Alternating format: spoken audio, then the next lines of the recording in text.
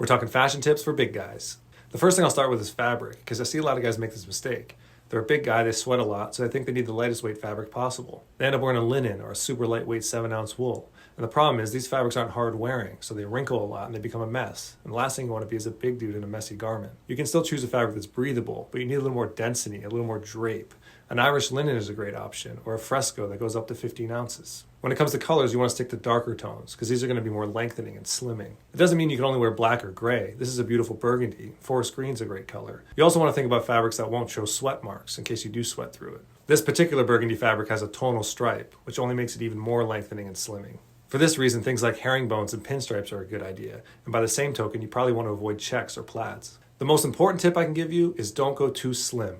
I work with a lot of big guys and they want to trim down the garment to make themselves look skinnier, but it actually has the opposite effect. If you're stuffed into the garment like a sausage and it's pulling all over the place, it only makes you look bigger. Take pants, for example. A lot of big guys think they need a tapered leg, but look at this trouser. It's got nice room to it, nice drape, and it's consistent with the size of the jacket. If you go too narrow in the leg hole, you end up looking like this guy. Look how skinny his leg hole is. It just emphasizes the stomach. Like, all I can see in this picture is a stomach. This guy's looking like the bad guy from Sonic the Hedgehog.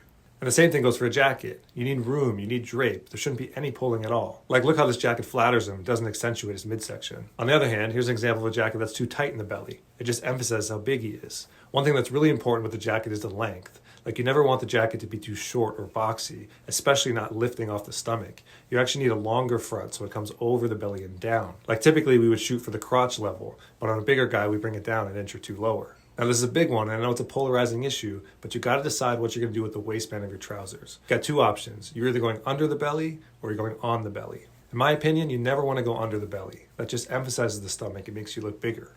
What you want to do is you want to make the waist of the trousers bigger, even a little bit loose, and use suspenders to hold them up. The issue with a lot of big guys is when they have a belly, they usually have no ass. So that makes it really hard to keep a pair of pants up. So what are your options? You wear a belt and you cinch it really tight, but that just creates a muffin top. Think of this like an engineering problem. Wearing a belt with no ass is like trying to tape your curtains to the window. You need to hang it from the top and let them drape.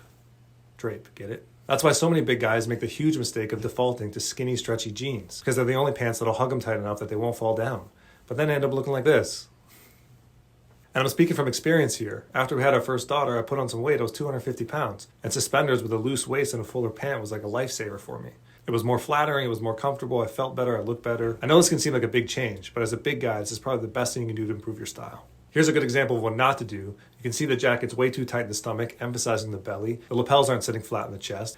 Look at how low the rise of his trousers is. They literally look like they're falling off. I think he's actually holding them up in this photo. All this does is emphasize how big he is and how ill-fitting this tuxedo is. Now, Ricky Rose eventually got his shit together, and this might be a slightly healthier version, but look at how much roomier the jacket is and how much slimmer it makes him look. And the pants are higher waisted, so it doesn't emphasize the belly. This is pretty well done. Now, here's a few more quick tips. With a suit, I always recommend the vest, because it acts like a corset and keeps the belly tucked. A one-button jacket with a really deep button stance is a great way to create length. Don't let anyone tell you can't wear double-breasted. If anything, 2 layers covering the belly is better than 1. And also, a well-made shoe with a strong sole is good to anchor down the look. Those flimsy, unlined European loafers, those aren't for you, big guy.